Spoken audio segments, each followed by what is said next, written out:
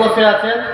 হযরত আবু হুরায়রা বর্ণনা করছেন, তিনি বলছেন কি, আমরা নবীর কাছে বসে আছি। ইসসামিয়া ওয়াজবাতাম, একটা নবী আওয়াজ শুনতে পেলেন। নবী আওয়াজ শুনতে পেলেন, আওয়াজ শোনার পরে জিজ্ঞাসা করছে তাদরুনা মা হাযা, বলছে তোমরা কি এই আওয়াজটা শুনতে পেলে তোমরা কি জানো যে এটা কি? বলো তো এটা কিসের আওয়াজ? নবী হযরত আবু হুরায়রা বলছেন, আমরা নবীর কাছে বসে আছি, এমন সময়তে একটা আওয়াজ শুনতে পেলাম। নবী জিজ্ঞাসা করছেন কি, যে এই যে একটা আওয়াজ হলো তোমরা কি শুনতে পেলে? আওয়াজটা কি? সাহাবারা বলছে কালা কুন্না আল্লাহু রাসূলুহু, আল্লাহ এবং আল্লাহর রাসূল জানে এটা কিসের আওয়াজ, তিনি ভালো জানেন। কিসের আওয়াজ, কেমন আওয়াজ?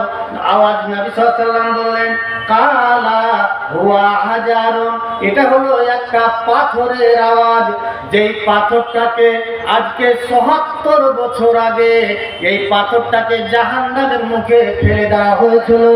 সেই জাহান্নামের মুখে ফেলে দেওয়ার পরে আজকে ৭৭ বছর হলো, আর আজকে ৭৭ বছর নামতে গিয়ে তার যেই স্থল সেই স্থলে গিয়ে পৌঁছেছে। কত ভয়ঙ্কর জাহান্নাম! আল্লাহ রাব্বুল আলামিন বলছেন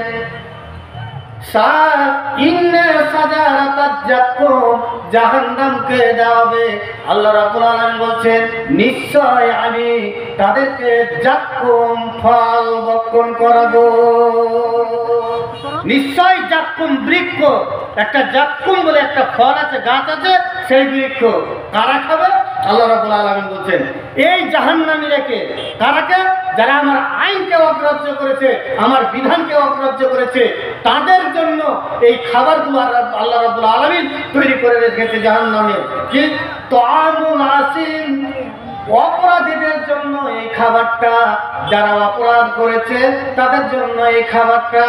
আল্লাহ রাব্বুল আলামিন বলছেন কাল মুহলিয়া বিরিখিল বুতুন, এই খাবারটা যখন পেটের মধ্যে যাবে, আর পেটের মধ্যে যাওয়ার পরে ক্যালসিটের মতো পেটের মধ্যে উঠলে উঠলে উঠলে উঠলে উঠবে।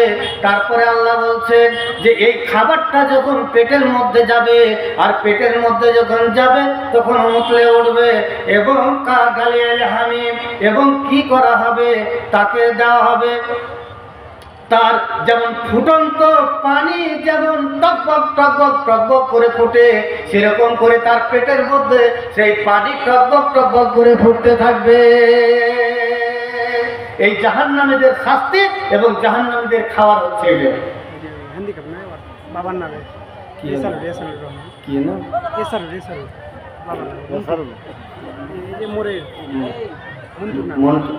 মন্টুর ছেলে আল্লাহ 500 টাকা আল্লাহ দান করেছে। আল্লাহ তার মধ্যে 10,000 দুনিয়াতে আল্লাহ দান করেছে। আল্লাহ তুমি তার দান আল্লাহ সাথে গ্রহণ করুন না, তার মনোবল ছেলেকে পূরণ করে দাও ইয়া রাব্বুল আলামিন। তার শরীর স্বাস্থ্যকে আল্লাহ তুমি ভালো রাখো। আল্লাহ তুমি তার হায়াত দারাজ করো।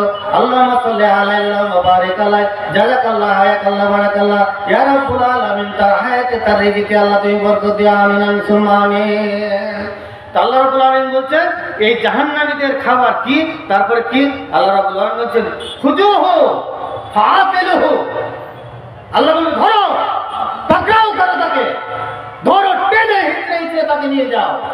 এই কথাটা যদি আপনাকে আমাকে যদি বলে দেয়, এই অন্তর্ভুক্ত যদি আপনি আমি যদি হয়ে যায়, আল্লাহ বলছেন খুজুহু ফাকুল্লুহু সুম্মাল জাহিম সাল্লুহু সুম্মা ফি সিলসিলাতিন জারউহা 70 জিরান ফাসলুকুহু। সাদিকুল ইসলাম 5 টাকা দান করেছে। আল্লাহ যে উদ্দেশ্যে আল্লাহ দান করেছে, আল্লাহ তুমি টাকা গ্রহণ করো।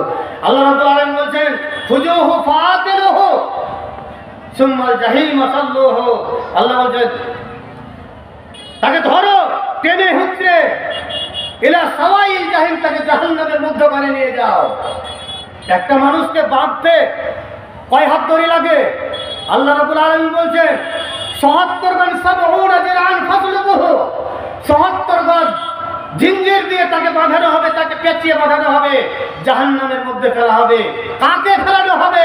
এই যারা আল্লাহর আইনকে অগ্রাহ্য করেছে। হাইয়া আলাস সালাহ, মসজিদ আজান হয়ে গেছে, বসে আছে ক্রাম বোর্ড খেলছে, বসে আছে। এখনো যারা বাজারে বসে আছে তাদেরকে জিজ্ঞাসা করবে, তারাকে পুত করবে। কি পুত করবে? ফি জান্নাতিন ইয়াতাসালুনা আনিন নাঈম। তাদেরকে জিজ্ঞাসা করবে, এই জান্নাতীরা জিজ্ঞাসা করবে, আরে এই যে তোরা জাহান্নামে কেন এসেছিলি? না তো জালসাতে গেছিলাম ফুল পাড়াতে আর মেলাতে ঘুরছিলাম। আল্লাহ রাব্বুল আলামিন বলছেন, খুজুহু ফাকুল্লুহু সুম্মাল জাহিমা সাল্লুহু সুম্মা ফি সিলসিলাতিন জারউহা সাবউনা জিরান। আল্লাহ রাব্বুল আলামিন বলছেন, তাকে ধরো, পাকড়াও করো এবং তাকে বাঁধো। কেমন করে বাঁধবে? সাবউনা জিরান ফাসলুকুহু, তাকে 70 গজ জিঞ্জির দিয়ে তাকে পেঁচিয়ে পেঁচিয়ে পেঁচিয়ে পেঁচিয়ে তাকে বেঁধে দাও। তাকে বাঁধো। একটা মানুষকে বাঁধতে কতক্ষণ লাগবে?